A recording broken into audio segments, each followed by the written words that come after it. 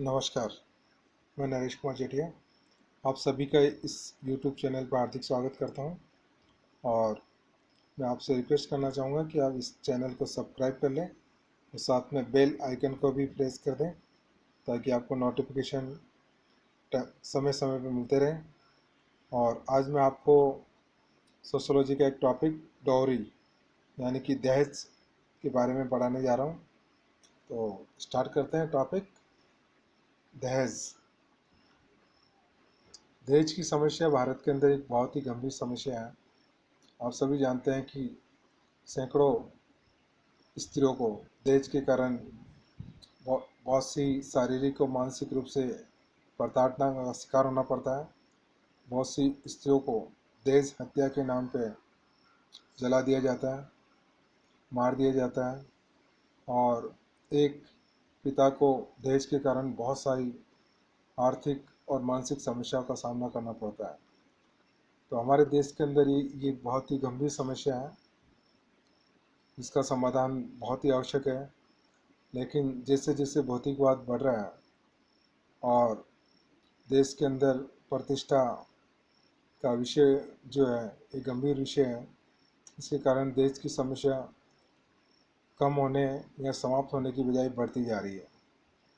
दहेज देना एक प्रतिष्ठा का विषय हमारे देश के अंदर और समाज के अंदर है। दहेज की समस्या क्या है ये जानना हमारे लिए बहुत ज़रूरी है।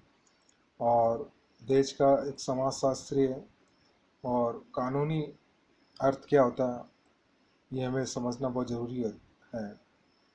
तो दहेज की समस्या जो है विवाह संबंधी समस्याओं में गंभीरतम समस्या है, जिसने लड़कियों के विवाह को अति दुष्कर कार्य बना दिया है।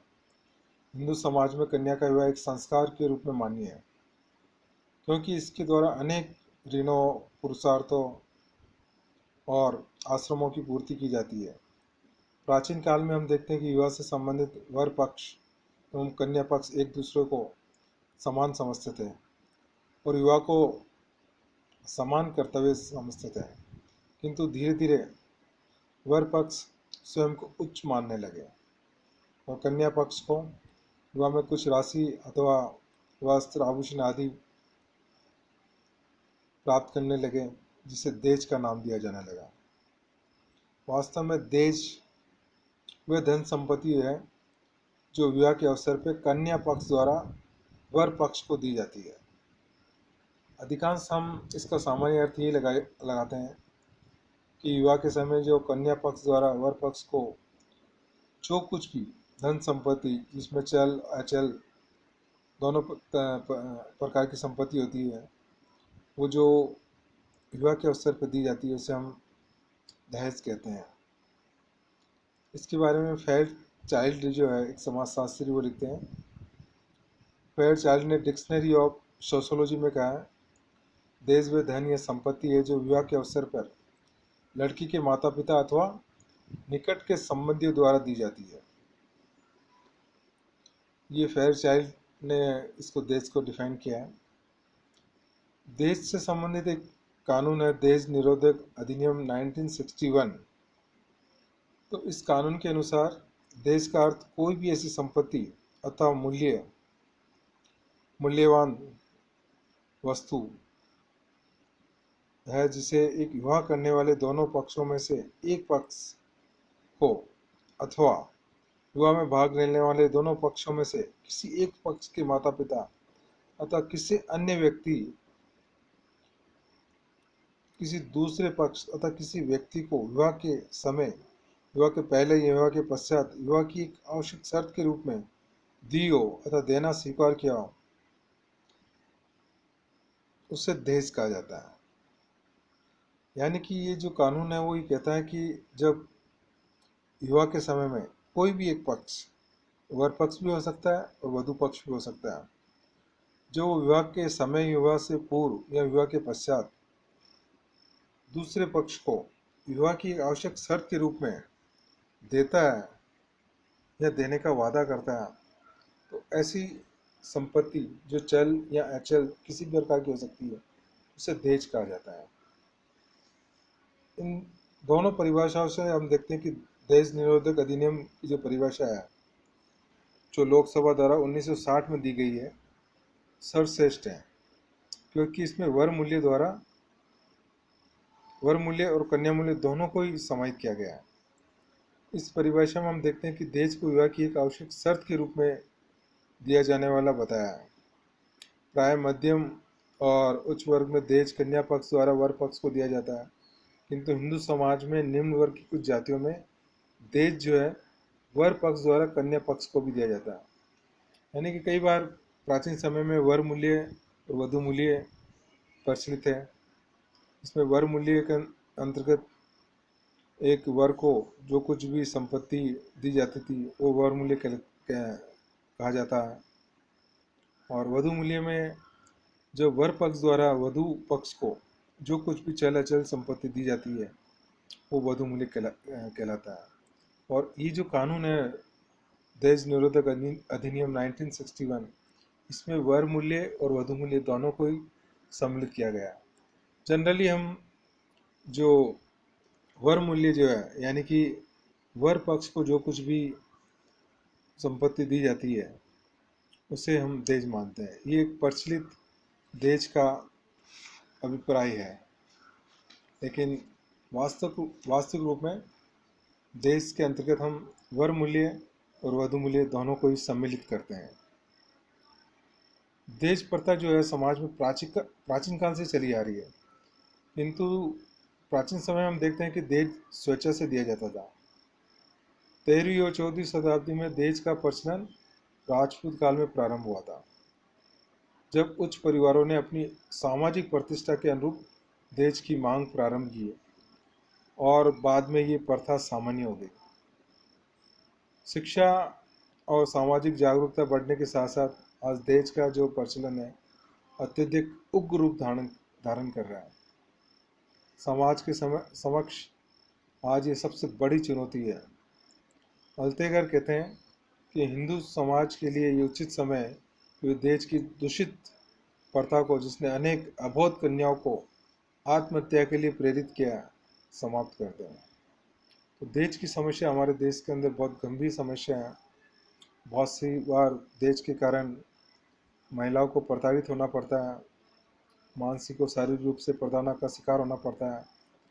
दहेज के आधार पर ही उसका ससुराल पक्ष के अंदर उसकी प्रतिष्ठा और उसका जो स्टेटस है वो निर्धारित होता है। कई बार दहेज कम लाने के कारण या दहेज की मांग अपेक्षा के अनुसार पूरी नहीं करने के कारण उसको मानसिक रूप से प्रताड़ित किया जाता है, और कई बार उसको मारपीट का शिकार होना पड़ता है। और कई बार ये भी होता है कि कई जो स्त्रियों को दहेज के कारण जलाकर मार दिया जाता है या उनकी हत्या कर दी जाती है। तो ये एक बहुत गंभीर समस्या है हमारे देश के अंदर, इसका समाप्त करना बहुत ज़रूरी है। दहेज प्रथा के बहुत से कारण हैं जो दहेज प्रथा को प्रेरित करते हैं, उसको बढ़ावा देते हैं। इसमें से प्रमुख कारण अगर हम बात करें तो हम देखते हैं कि हमारे देश के अंदर जाति प्रथा है, और धार्मिक आधार पे हम पूरा समाज विभाजित हो रखा है। तो उसके कारण जीवन साथी जो चुनने का है सीमित क्षेत्र होता है, यानी कि कन्या को अपने वर्ग, जाति और उपजाति में विवाह करना पड़ता है जो दहेज प्रथा को, और उसको अपने जाति में विवाह करने के सीमित विकल्प के कारण दहेज देना आवश्यक हो जाता है। और हमारे समाज के अंदर बाल विवाह के कारण क्या है, वर और वधू जो है उसकी जो खुद की जो व्यक्तित्व है वो सामने नहीं आता, और वर और वधू के चुनाव में उनके माता पिता द्वारा किया जाता है जहाँ पर दहेज की मांग होती है। और हमारे समाज में विवाह एक अनिवार्य संस्कार है, तो विवाह करने के अगर विवाह करना है दहेज भी देना जरूरी हो जाता है कई बार अक्सर। फिर हमारे समाज के अंदर कुलीन विवाह का प्रचलन है, यानी कि हर पिता अपनी पुत्री का विवाह उच्च कुल के लड़कों में करना चाहते हैं। तो इसके कारण क्या, उच्च कुल के जो लड़के होते हैं उनकी मांग बढ़ जाती है, जो देश प्रथा को बढ़ावा देते हैं। और शिक्षा और सामाजिक प्रतिष्ठा भी देश प्रथा को बढ़ावा देने का एक कारण है, क्योंकि शिक्षा और व्यक्तिगत प्रतिष्ठा का महत्व नहीं होने के कारण प्रत्येक व्यक्ति अपनी कन्या का विवाह शिक्षित और प्रतिष्ठित जो लड़के हैं उसके साथ करना चाहते हैं, और जिसके कारण देश देना जरूरी हो जाता है। और हमारे समाज में धन का महत्व भी बहुत ज़्यादा है। धन का महत्व के कारण क्या है कि धन के आधार पर सामाजिक प्रतिष्ठा निर्धारित होती है, और जिस व्यक्ति को अधिक देश प्राप्त होता है समाज में उसकी प्रतिष्ठा बढ़ जाती है। जब भी कोई विवाह होता है तो विवाह के दूसरे दिन ही समाज के जो दूसरे लोग हैं उनके लिए एक चर्चा का विषय होता है कि विवाह के अंदर देश में क्या क्या मिला, और उसी के आधार पे उस विवाह की प्रतिष्ठा निर्धारित होती है।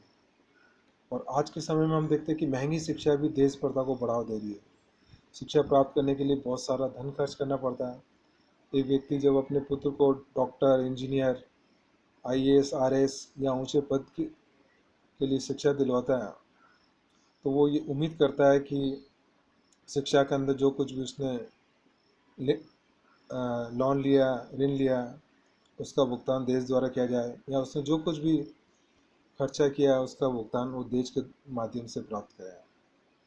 और देश का एक बढ़ावा देने का एक कारण ये भी है कि प्रदर्शन द्वारा झूठी प्रतिष्ठा हासिल की जाती है। इसके माध्यम से ज़्यादा से ज़्यादा देश देकर एक व्यक्ति प्रतिष्ठा हासिल करता है। और हमारे समाज के अंदर एक सामाजिक प्रतिस्पर्धा बन चुकी है कि देश देना अनिवार्य है। यदि कोई व्यक्ति अपने कन्या के विवाह में देश नहीं देता है तो उसको सामाजिक रूप से प्रताड़ना का शिकार होना पड़ता है, तानों का शिकार होना पड़ता है। और एक कारण और है आर्थिक प्रतिस्पर्धा। आज के युग में हम देखते हैं कि आर्थिक जो प्रतिस्पर्धा बहुत ज़्यादा बढ़ गई है। प्रत्येक व्यक्ति जीवन के लिए भौतिक सुखों की ओर भाग रहा है, और व्यक्ति की इच्छा है कि किसी भी प्रकार से धन प्राप्त करके वो इन सुखों को प्राप्त करें। तो ये कुछ महत्वपूर्ण कारण हैं जो देश प्रथा को बढ़ावा देते हैं। इसके अलावा हम देखते हैं कि प्रतिष्ठा का प्रदर्शन, धन का महत्व, औद्योगिकरण और अनुलोम विवाह, अंतर्विवाह, संयुक्त परिवार में स्त्रियों का शोषण, ऐसे बहुत सारे कारण हैं जो देश प्रथा को बढ़ावा देते हैं। मैंने आपको देश क्या होता है, देश का एक आम अर्थ, एक देश का एक कानूनी अर्थ क्या होता है ये बताने का प्रयास किया। साथ में देश प्रथा के कौन कौन से प्रमुख कारण हैं वो समझाने का प्रयास किया। धन्यवाद।